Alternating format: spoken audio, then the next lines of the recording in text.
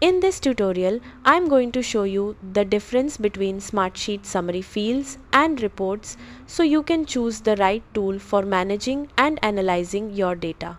First, let's look at summary fields. Open a sheet in Smartsheet and access the Sheet Summary section.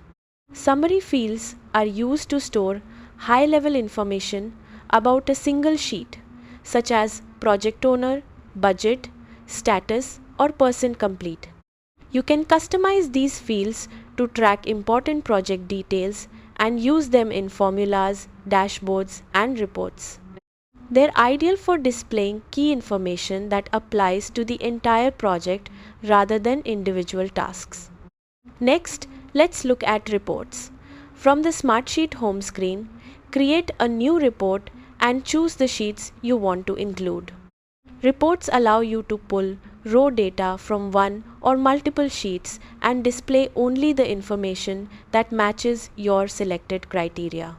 For example, you can create a report showing all overdue tasks, upcoming deadlines, or assignments across multiple projects.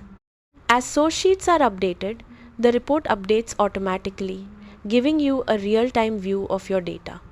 In general, use summary fields for overall project information within a single sheet and use reports when you need to collect, filter, and analyze task data across one or more sheets. That's it. You've successfully learned the difference between summary fields and reports in Smartsheet. Thanks for watching.